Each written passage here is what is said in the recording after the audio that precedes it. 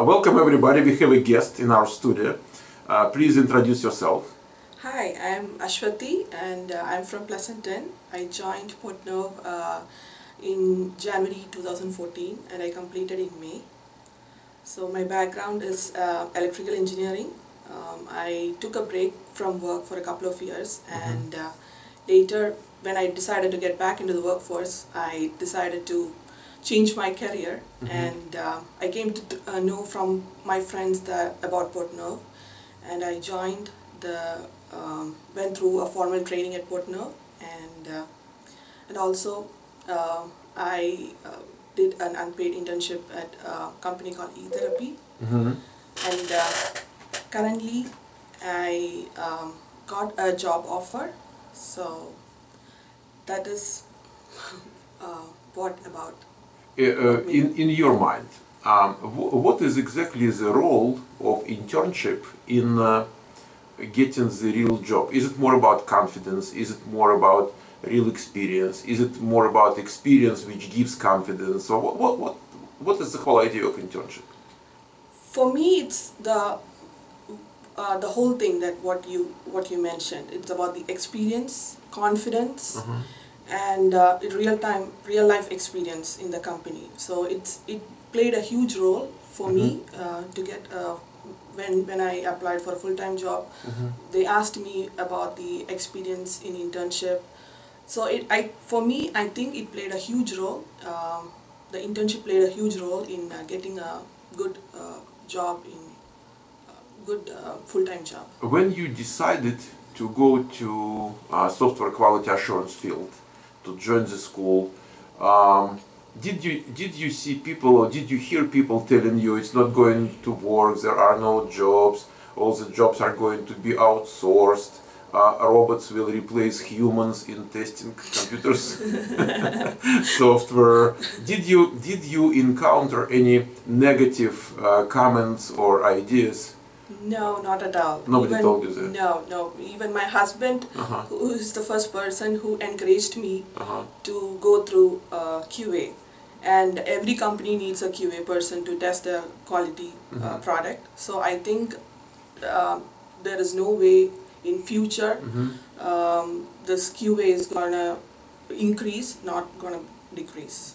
That is what has been happening. When we started that school 20 years ago, we would see maybe one tester per 10 developers. Now we see pretty much same number of testers as developers, so as number of developers. But you have background in electrical engineering. Yes. And what kind of work did you do back home as an electrical engineer? Did you have any job? I did my master's from Santa Clara University. Oh, locally here? Yes. And I worked at a company called Synopsys, which is based in Mountain View. It's a well-known company. Yes. So I did my work in management and business group. So it's like half technical, half non-technical stuff. So, but... You didn't want to continue that path? I don't know. I mean, some people tell me that I'm crazy since I did not continue my electrical background.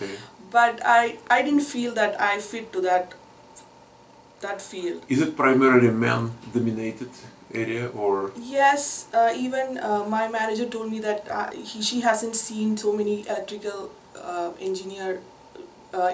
female electrical engineers. Like most of them are men. But I think females are also dominating right now because in my college I see that if there are 20 people, like 12 of them are female. Okay. So at the college level, we have an influx of girls. Yes.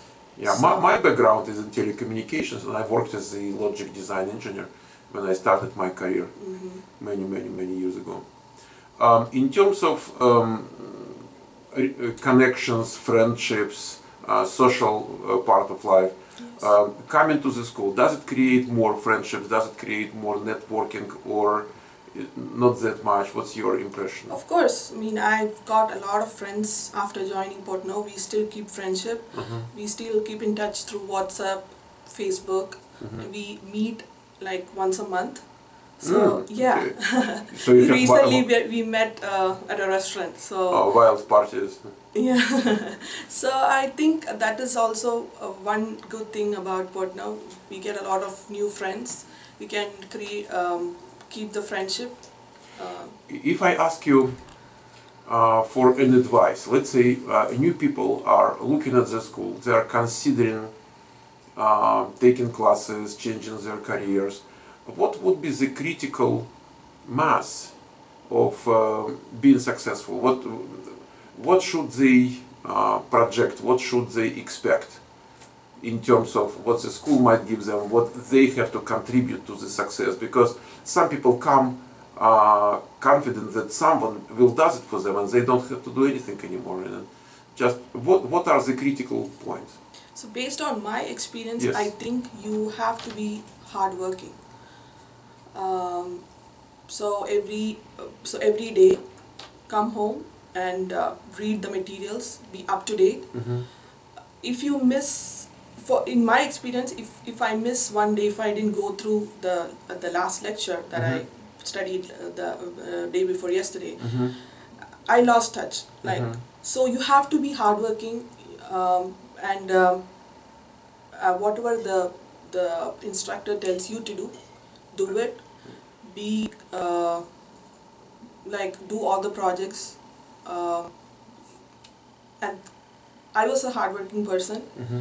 and I'm not bragging about myself, Sure.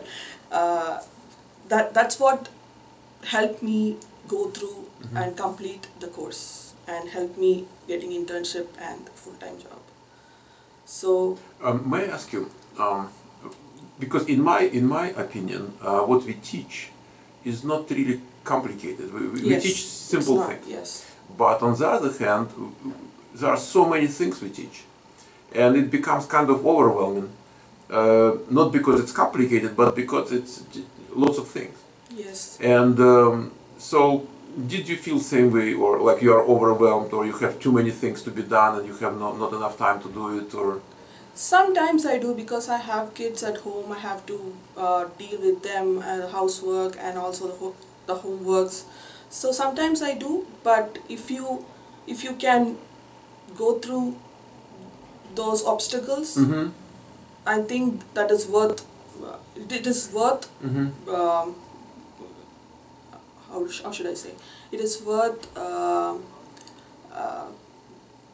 If you can go through that obstacle, Mm-hmm. then You will succeed. Yeah, you will succeed in future. Lots of people will say, yeah, but she comes from electrical engineering background and she is supposed to be kind of successful in that stuff because it's not a big deal. But if you look at your class, Yes. and most of the people are not really coming from technical background. Of course. It could be accounting or Yes. teaching or social work. Mm-hmm. What's your observation? Do you think it really depends what's your background, or it is more about something else? No, I mean, for me, so that I studied HTML, JavaScript, and all those things. I haven't learned that in electrical engineering, but the concept I was able to understand fast, because I studied C before, long back. So the loops and all that, I was able to understand the concept much faster than the others. But there were students who were teachers, accountants, like their background was in accountancy and all that. They were able to pick up fast, like the same way that I was able to do it. But still, your internship was not about automation, No. and probably your job is not about automation. No. No. It's kind of automation, but in the beginning it's manual, but they are slowly moving to automation. Okay. Yeah. There is another idea in the air. Okay, lots of people tell me, you know, Michael, when you go to the job market, you will see that most of the companies want people who are good at automation, and there is no manual testing anymore. What's your insight on that? I understand you might not have too much exposure, but Yeah. But my internship is thoroughly, purely manual testing. it was a mobile application. No, it is a web application. Web-based. Yeah. So I think there are still manual testing opportunities in industries. So well, we place 500 people a year, so yeah. we are So of course, yeah. Like every batch there are like 40-45 students, yeah. and they are getting jobs, and that too in manual testing. So okay, so thank you very much for sharing with us, and you're welcome. so I wish you to grow fast and to come back to us and ask guys, we need a couple of interns, so we'll always give you a couple of interns. Yeah, thank you so much for all the help. Without you guys, I wouldn't be in this situation. So that is the whole thing. I mean, that is the purpose of what we are doing. Yeah. Okay, thank you very much again, and just wave your hand. Say, thank you.